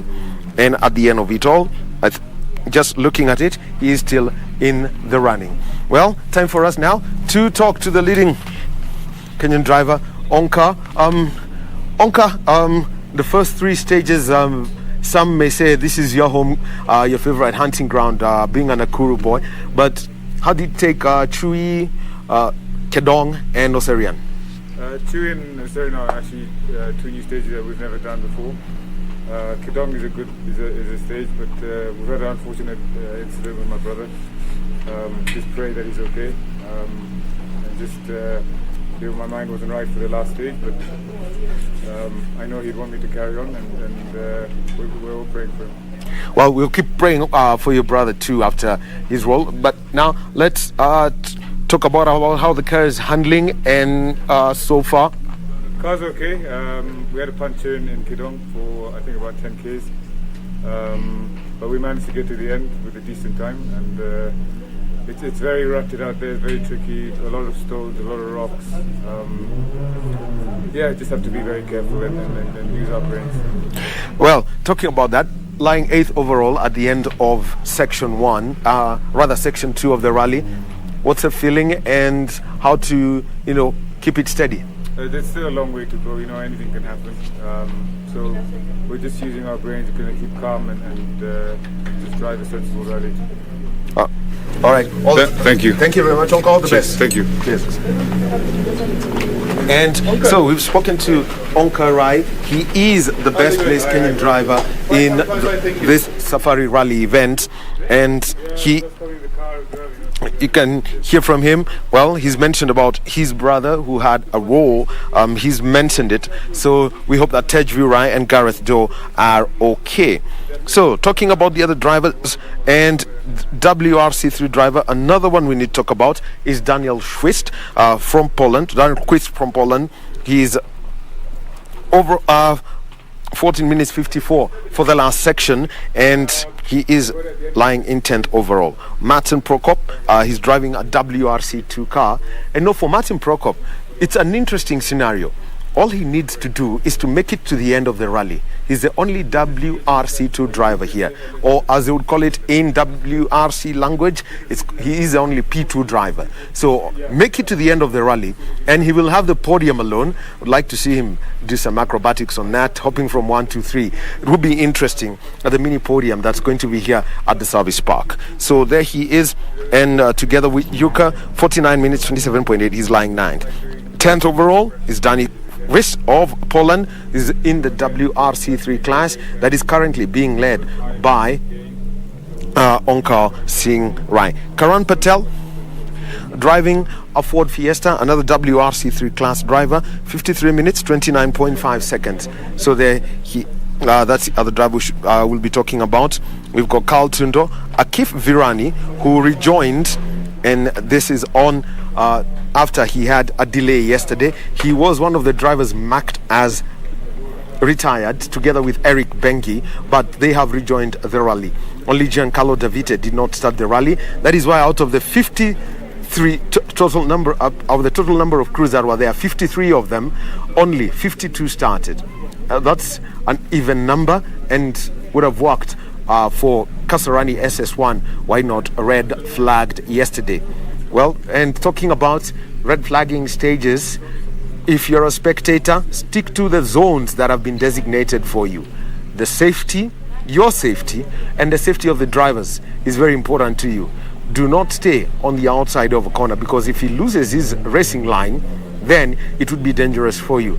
Like the story is told once of in a rally in Kajiado, Ian Duncan went over a jump. He was flying, and when he landed, he saw that people were on the outside of a corner where he would have taken, turned towards the right. He went around the people, and anytime they hear that Duncan's on that stage, what they do is just take off and simply say, oh, it's Ian, let's all run away. So stay on the safe side of the corners. If you're at an elevated place, the better. Don't drive against rally traffic. Follow the instructions given by the marshals who are there. If you've got to be at a stage, be there 2.5 hours before. It's all about your safety. So let's take a look at the other drivers who are here when it comes to the overall placings so far. And as we wait for the following the drivers who should be coming in, we should be having Prokop, the only WRC2 driver here. There's Chris in a Ford Fiesta Mach 2, Karan Patel, Carl Tundo, Akif Virani, Aman Raj Rai, and also Olivier Solberg. And the interesting case of Olivier Solberg, he is one of the drivers. He drives for 2C competition, which means that he should be there. He should be right at the top, considered one of the other P1 drivers. P1 drivers who retired, Danny Sordo is one of those drivers who've retired. The other one is Alvin Evans. He broke his suspension, so rally over for him. He really must be disappointed. And considering that when it came to the very first stage that was run this morning, which is Chui Lodge 1, Alvin Evans was their fourth overall, clock just 6.3 seconds behind the rally leader Thierry Neuville. So those are the drivers who are there, and looking at the difference in times, they've all got to come through this place. Stage 1, get your car washed. Stage 2, go into the holding area, and then after that go to the technical zone, get clearance from the time control to get into the service park. That's the way it works in the rallying, so we all have got to wait for that. The afternoon itinerary, I could basically take you through this, and this is for section 3. Section 3 is basically a rerun of this morning's stages. So after refuel, after flexi service, they've got 30 minutes to fix the cars. We had from Katsuta Takamoto, he simply said, yes, we had some radiator leaks here and there, we've got to take care of that. Some drivers are saying, look, we had the punctures, our shock absorbers and the dampers, some of them have suffered damage, may have broken a wing here. All that needs to be checked. For Toyota, and we had from Kale and the conversation from the team, the dust that's getting into the cars, visibility headed towards zero for the drivers. So it's almost like driving, driving blind, not driving by sight. You've got to follow your navigator's notes properly. So the start of Chui Lodge 2, a 13.34 kilometer stage, is going to be at 14 minutes to 2 o'clock. That's the start of that rally. Kedong 2, this one's going to be at 18 minutes to 3 o'clock. And the final run of the stages is Kedong 2 is 32.68 kilometers. And That is the longest stage, and the other stage that you've got to look out for, this is not about it being long. It's not just about it being long, it is about it having all the wrong reputation. We're talking about Roysam, which is 31.04 kilometers. That's going to be run tomorrow. But overall today, 130 kilometers of competitive stages, specifically 129.78. So we've had from the leading drivers, the top 8 drivers in the competition so far. And right now, let's hand over back to Broadcasting House. Amfarapidi, this one's yours.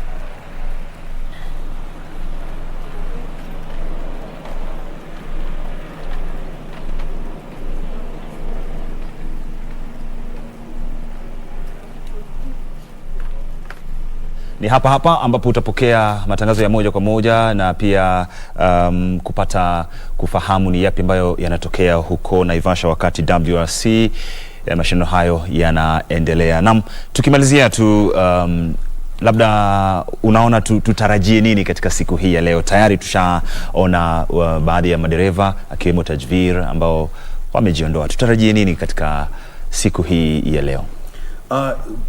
Bila shaka stage ya kwanza ile ya Chui haikuonekana kama ndio mzito sana, ilikuwa ni kama ni nyepesi hivi, tena kilomita 13 peke yake. Ndiyo. Na ilikuwa tu tena kulikuwa kuna changamoto mingi sana kama vile wameitengeneza, lakini sasa na inaonekana hii nafasi ya pili Kedong kwenye iko sasa, na tena ndio tena stage ndefu kuliko zingine. Hapo inaonekana hapo kutakuwa na ngoma.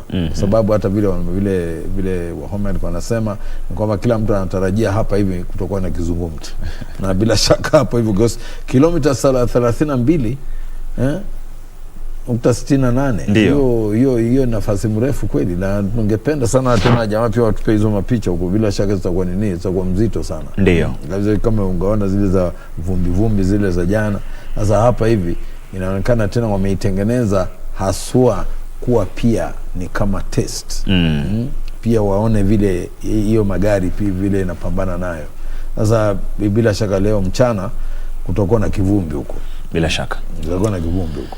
Huyo si mwingine ila ni Topi Liambila, moja kati ya wachanganuzi wa masuala ya mashindano ya magari na pia mwanahabari aliyebobea. Ni kikujuza tu jinsi mambo yalivyo. Kutakuwepo wakitokea huko Chui Lodge, ambayo Topi amekujuza kwamba ni kilomita 13, alafu waende Kedong kilomita 32.68 huko, and wakitoka huko watakuwa wanakwenda Oserian. Okay, kilomita hizo ni 18.87, alafu baadaye Element Taita pia kilomita 15, kisha baadaye waende Delemere Estate ambayo pia imekuwa moja kati ya hatua za Safari Rally, na pia watakuwa katika takriban kilomita 20 hivi .33. Ni hayo tu ambayo ndo tunatarajia katika siku hii basi ya leo. Shukrani sana, zidi kuwa nasi, tufuate kwenye mitandao ya kijamii Facebook na Twitter @KBC Channel 1, @Topi Liambila, mimi ni @ilemoka. Baki nasi.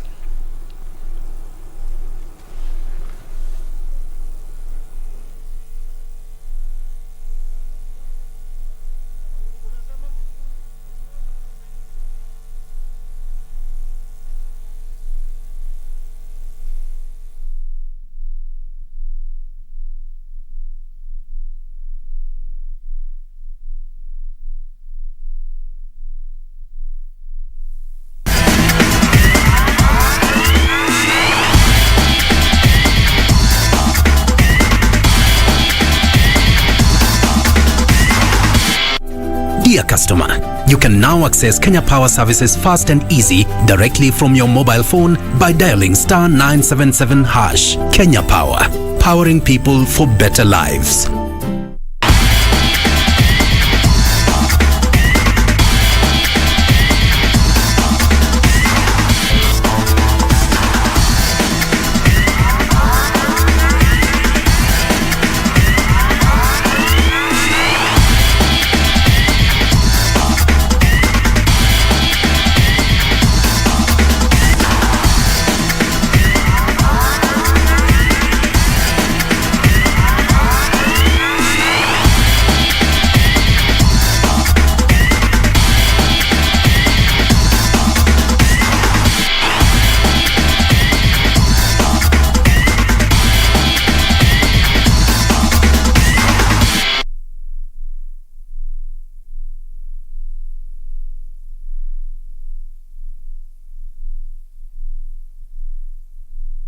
Easy to finish the rally. Like we saw in the morning, so how many guys they had troubles.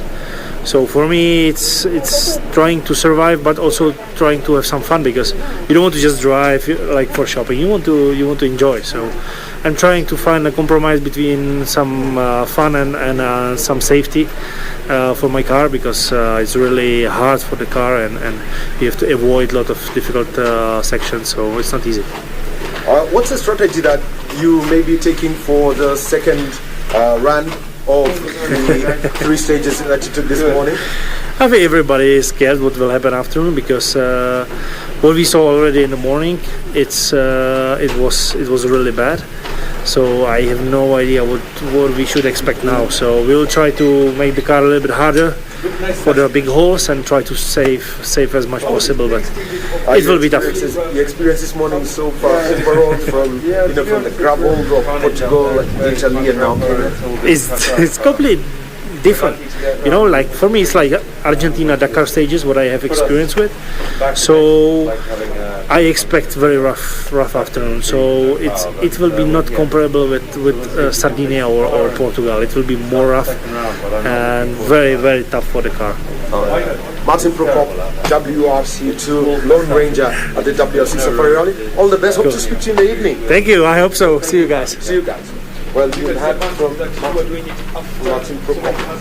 And currently, overall, he's at line 13. I think the advantage will be we'll all have to go through that now again. Sorry, and when it comes to not line 13, his line at the moment 9. We've got a long way to go. I'm glad I got here after that small mistake. After the 4 stages, that is Australian, it's like 9 overall, 49 minutes, 27.8 seconds. Okay, all the best in the afternoon. Thank you. Cheers. Coming up next, Carl, how are you doing? How you doing, Carl? Right, your take so far on how the stages have been this morning? Yeah, we've had a few issues. The first stage was nice, it was okay, we had a clean run through there. Second stage was unbelievably rough. It's like Rhino Charge, where all the cars have cut it up on recce. There is no road in some places, so we tried to take it easy through there, but we picked up 2 punctures and the rear suspension has gone. So then we went into the next stage with no rear suspension, and it threw me into a tree. So we've had a small fight with a tree, but we managed to get it out. Lost power, but managed to get the car back here. And in the end of the day, we've got a tough second loop, and tomorrow and the day after. So we're still going. All right, you'll be red flag for the FIA greening initiative after that fight with the tree. But 30 minutes of service. How do you work on your rear suspension, the loss of power? We've got a lot of the boys have a lot of work to do. They're going to have to change the suspension all around. The front is a bit bent, but it's superficial. I'm sure that we can straighten out, and then I'll just go and take it easy on the second loop. But I'm more worried about. I'm a bit upset about Tej and Gareth. I hope they're okay. All right. Yes, everyone hopes that they are okay. Yeah. So we shall be. Let's hope that they get well soon. They know they've been your teammates for a very long time. Yeah, they're good friends. So I'll go and find out how they're doing. All right. Good. Thanks, guys. Best in the afternoon. All right. Well, you've had from Carl Tinder and lots of concerns coming in about Tej, Wright and Gareth Doe. They were involved in an accident earlier under this in the canal section, and it had to be red flag before the safety marshals did take the car from there. One more driver that we can talk about, given the time difference between him and the leader, Karan Patel, and navigated by Tausif Khan. He is currently lying 11th overall.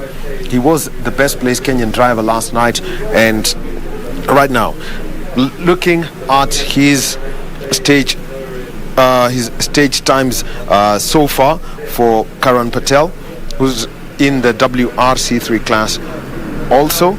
So when it all started basically at Tree Lodge 1, so for Karan Patel 11 minutes 10.5 seconds, that was his time at that stage. And then moving on, we had the second stage, which was Kedong 1, the 33 or so kilometer stage that's there. So that was the second loop for the second stage of the day. Karan Patel, the clock, his overall time 35 minutes 15 at that point in time, but for Kedong he clocked, it was 20 minutes 37.3 seconds. And the final stage, Osirian 1, and for Karan Patel, there he was, 17 minutes 49.1 seconds. Also interesting, some of the the performance of the Kenyan drivers overall at the overall standing so far. For those who've gone through all the loops, best placed Onkar Singh Rai, and he's the best placed Kenyan driver who's done all the 3 stages of the day. Also, those who finished, Karl Tundo, Akif Virani, and Aman Raj Singh Rai. Aman Raj Singh Rai had, would normally rally using a Uganda license. Now that he's based out in Uganda, Aman Raj Singh Rai, if you just need to know who he is, a cousin to Onkar and Tejvi Rai, and also he is the son to a winner, one of Kenya's rallying legends, Sarjit Singh Rai, better known in the older years as Sarbi Rai. So that's the kind of family heritage that we had. But at the end of Kedong 1, let's pick the overall standings at this that particular point in time. Overall for the Kenyan drivers, I know there's a lot of interest as to where they are placed. Onkar Rai was the top driver, Karan Patel, Karl Tundo, and were the leading drivers, Raj Singh Rai. So that's where they were. And knowing that most of the local drivers left about 1 hour after that, Baldev Chaga, he was behind Tejvi Rai, Aman Rai, Jasbir Chana, Rajpal Singh Barij, Pietro Canobio, Dilraj Chate, Paras Pandya, Kivirani, Eric Bengi, all in that top 27 coming into that. That was at the end of Trilogy 1. So that's where they are at the moment, and hopefully let's see if Karan Patel will be coming over to us and speak to us. And back to you at Broadcasting House.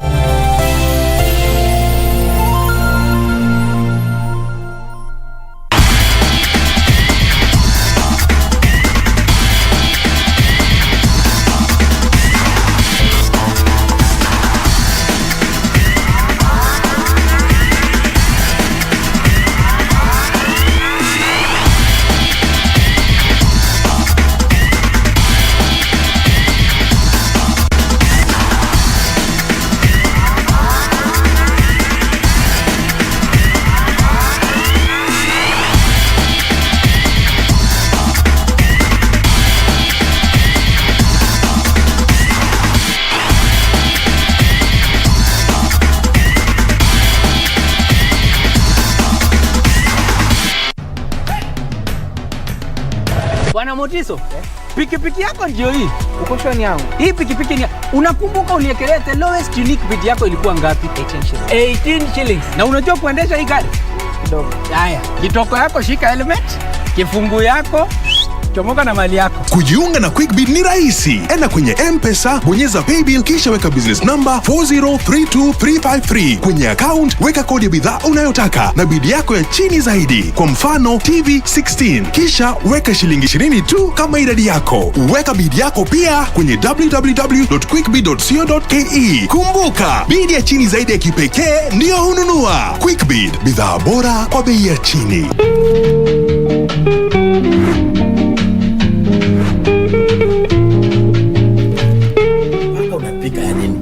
Paka si nilikuwa kibali. Si ile nyama kuwekwa kwa mkate. Hiyo haitwi paka, inaitwa baga. Oh, paka. Wewe. Hebu kaja kupwa. Kwenda. I know you want to get to remani. Hakuna. Hata ningekuwa nishakuacha kitambo, maana yake hata una maana kwangu. Nisaidie na chochote. Yeye kusikia gari yake inakuswa, akamesa fungu. Sijui kama alikuwa anataka kujidrive mpaka Fingwini, sikujua. Unajua hata kama ni mimi kwa hii nini ngede yange. hata mimi kama ni mimi sina mesa tu.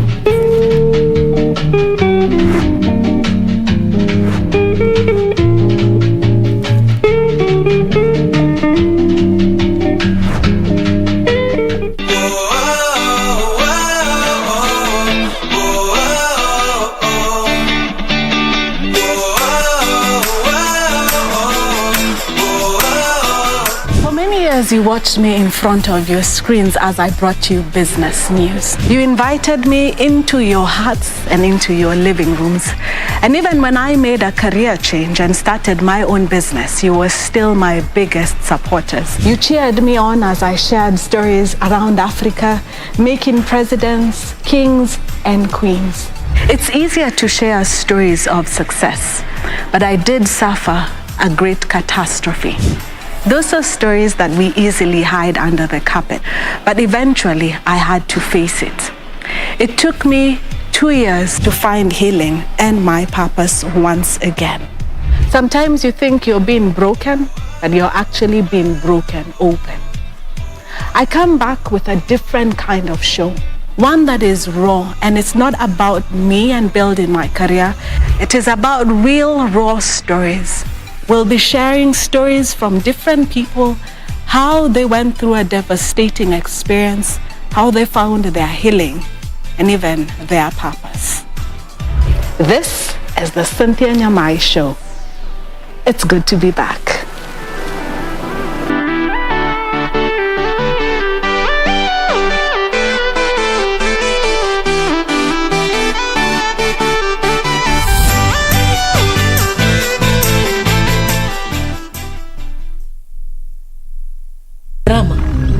Natumai hakuna tatizo. Wewe umeliona? Pascal, kama ni mtihani umefeli. Umetoka. Wacha nikwambie. Unapomkanga pweza ujue niko chini ya gari. Ni nini mbaya na nyinyi watu wawili? Namtaka mwanangu Masha. Kati yako na mimi, ni nani anayemjua babake Masha vizuri? Kumbuka mimi ni mamake. Inaitwa kujipanga kabla hujapangwa. Wazazi wangu wanataka kunioza cha lazima. Wewe unasemaje?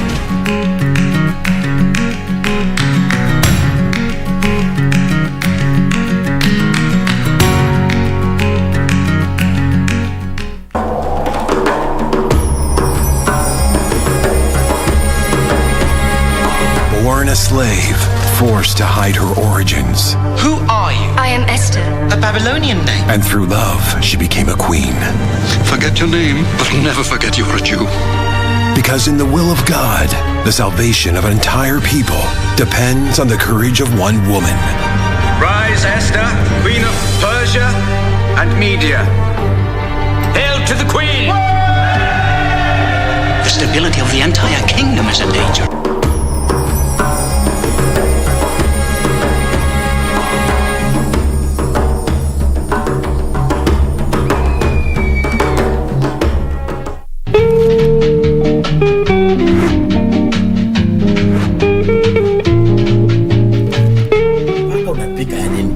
Paka si nilikuwa mbali. Si ile mnyama kuwekwa kwa mkate. Hiyo itwi paka, inaitwa baga. Oh, paka. Wewe. Hebu kanyaga kupwa. Fanya. I know you want to get to remarry. Hakuna. Hata ningekuwa nishakuacha kitambo, maana yake hata una maana kwangu. Nisaidie na chochote. Yeye kusikia gari yake inakuswa, akamesa fungu. Sijui kama alikuwa anataka kujidrive mpaka Fingwini, sikujua. Unajua hata kama ni mimi kwa na hii nini kengede yange. Hata mimi kama ni mimi sina mesa tu.